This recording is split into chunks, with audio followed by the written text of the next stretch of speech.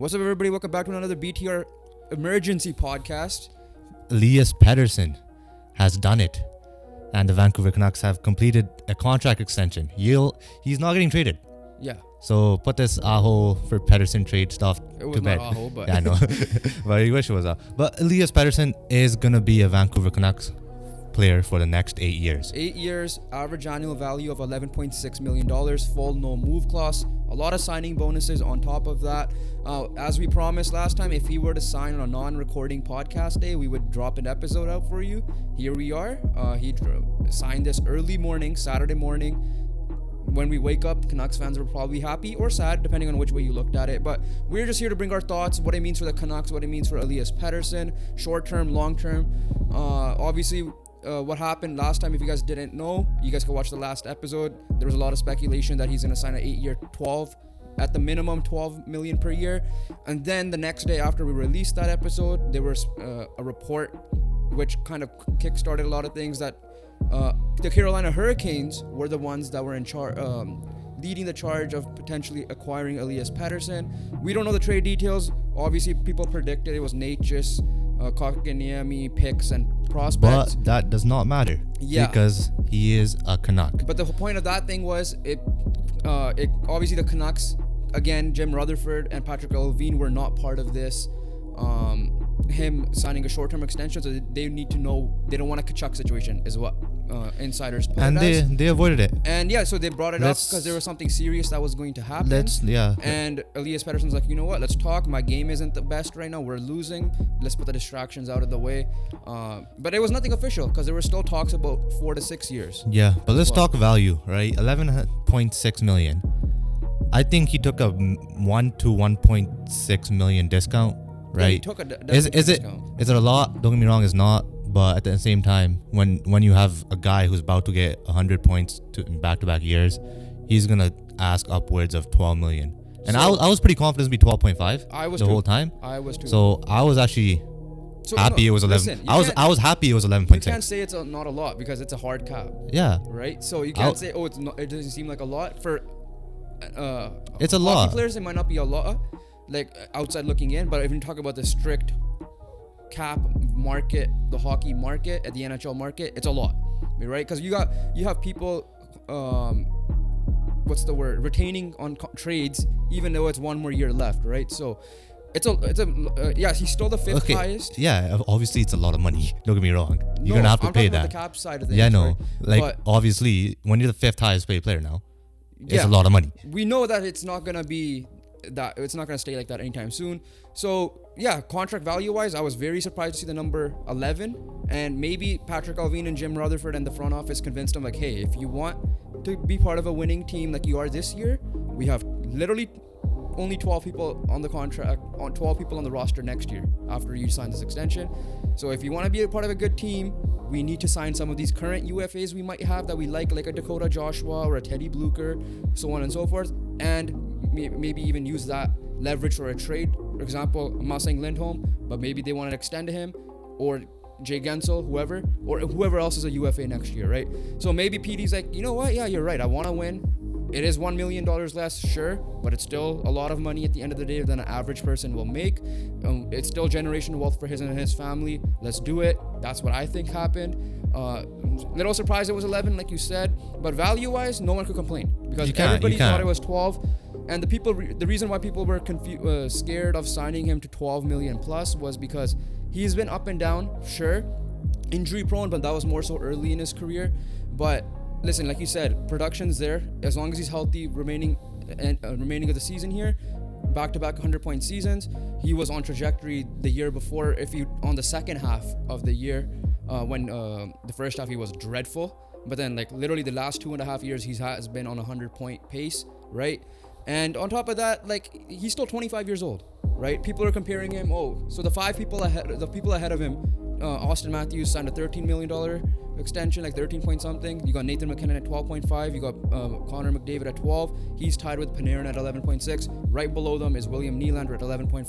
Pasternak signed 11 million last year. So if you're gonna compare and contrast, yes, do I think he deserves Connor McDavid money? No, but people forget the context.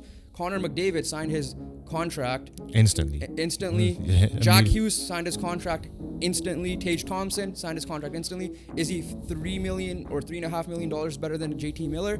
Maybe not, especially this year. But again, one guy's approaching 30. One guy just turned or is 25, maybe turning 26 this year. So you got to look at that as if, well, he's still entering his prime, in my opinion. He may be better than he is now. This may be the same Elias Pettersson. If he's the same Elias Pettersson, you're still a 100-point player. There's only one question mark to Elias Pettersson. Consistency for me. No, it's because we don't know the answer to this. Yeah. We haven't seen him do it. Can he do it at the big stage? Yeah. Can he do it? We saw it for a half. Can he do it in the playoff games? Right? Bubble at the end of the day. We're giving it 50% Bubble value. at the end of the day, it It's doesn't. 50% value. Bubble at the end of the day does not matter.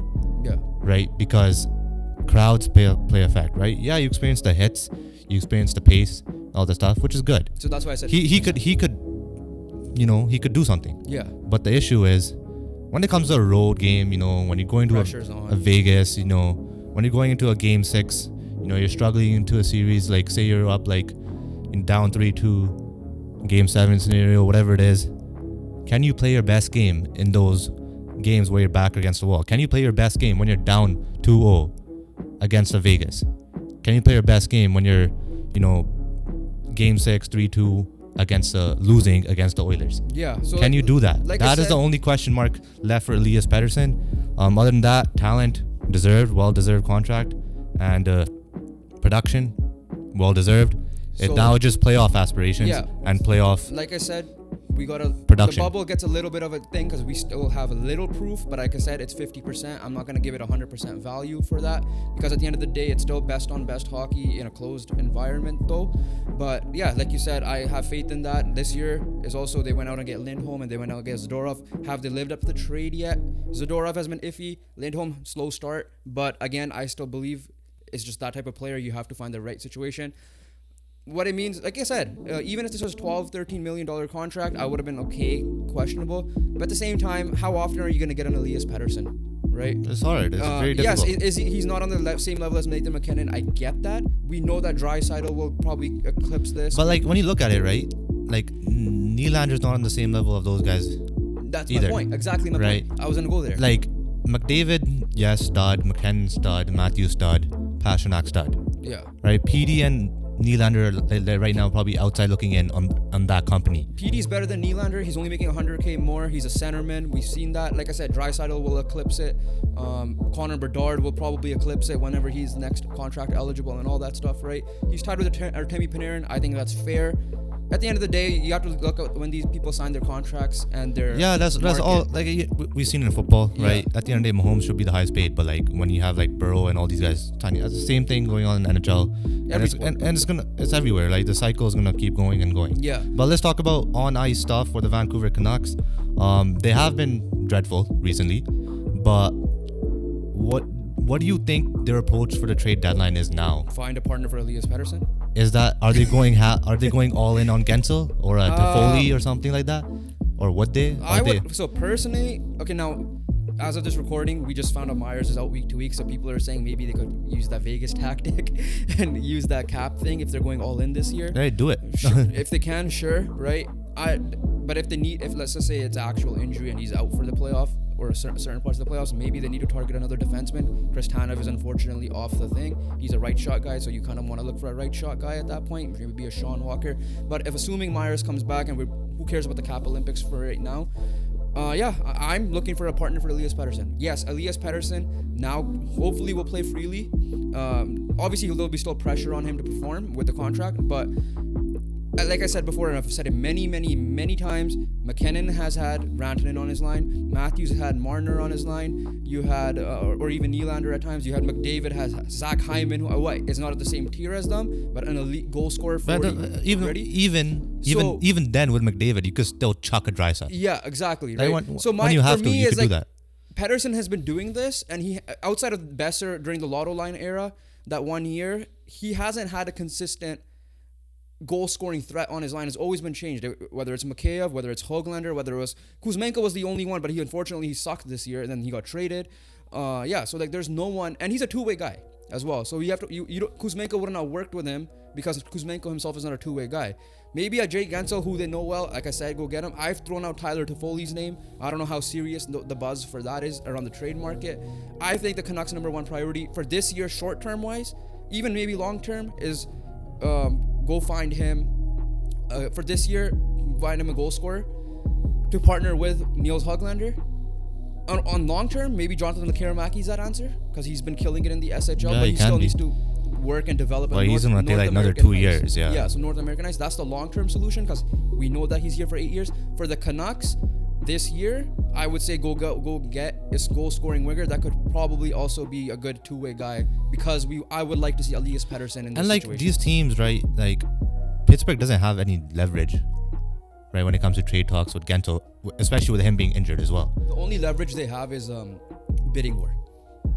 Yeah, that's the only thing. And there will be a bidding war for Jake Yeah, Gensel. there will be. Yeah. That's it. It's not like a Patrick Kane situation last year where we had the no trade clause and I'm only going here and that's it, right? So Yeah, so I mean, yeah, let's just wrap things up here. Value, we think is good. Changes the trade deadline focus now because they don't have to worry about trading away PD. So get a partner. Couple of things though, like I said, you mentioned this earlier. With this extension kicking in next year, $24.7 million in cap. So they have only 12 players signed for next year. The big question is going to be Filip Hronek. I've seen Satyar Shah, Reese, just literally before we hit record, say if it's a high number, 7.5 or above, probably don't be surprised if they trade him. Because Filip Hronek, as good as he was, I love to keep him. Don't get me wrong. But I think that's an overpay. He's worth $6 million, man. Yeah. Just give him. Trade him to a team that's more If you're desperate. lucky, bro, you could just give him whatever Myers Yeah. is gonna free up. But again, the market will dictate. That's the Yeah, thing. but Back to outside of that, can they find more pieces? JT Miller this year so far has been living up to the contract. In fact, exceeding the contract. As you mentioned for the Canucks, what is it? What else is there? They still have Thatcher Demko for another 2 years or a year. Under that value contract, he might be looking for money, and you still have Quinn Hughes for another 3 years, right? Because they signed their contract. yeah, together. and then obviously your RFAs, you have Joshua, you gotta pay at the end of the day. He has an incredible year. What are you gonna do with Lindholm? We don't know. Same with Zadorov. I'm assuming Zadorov. I'm pretty confident Zadorov's gone. I'm more confident Lindholm's gone than Zadorov. Well, I'm pretty confident both of them are gone. Yeah. but yeah. But yeah, no. Hey, So but most importantly though, you get to keep that. yeah, I gotta keep my Pettersson shirt. I don't have to burn this. All right? So yeah, like I said, congratulations, Elias Pettersson. Well-deserved contract to you and your family. Obviously, he himself said he was human. He did hear certain things. But at the end of the day, all the speculation is put to rest. He has said he wanted to stay in Vancouver. He did not highball them either. He signed a reasonable contract, in my opinion, based on the current market. I think it's reasonable. So congratulations to you and your family. Hopefully we could ever sometime in the future get you on this podcast in the next 8 years. That would be our goal. But outside of that, that's our reaction. That's our Canucks fan reaction. That's a non-biased reaction as well. The biggest story has been put to rest. Until next time, let's see which future superstar player, all-star player will be up, because both Nylander and Pettersson were the biggest talks this year, and it's done. Yeah. Last remaining remarks from you? Anything else? I love you, PD. All right, Canucks, hopefully this turns stuff around from a fan side of things and get in the playoffs, and hopefully we could bring it home. So, like I said, make sure you guys check out the last episode where we talked about the speculation side a little bit, because it wasn't just for PD, it was just as a media versus fan base as a whole. Make sure you guys like this video, comment your thoughts. Do you like this extension? Do you not? We have a poll dropped as well. It was more of a question if you think he'll sign, but give your thoughts on that poll as well. Like, okay, he did sign a long-term extension. Do you like it? Make sure you guys subscribe to the channel, Road to 500. You guys have been supporting us a lot lately. And other than that, we'll catch you guys on the next one. Peace.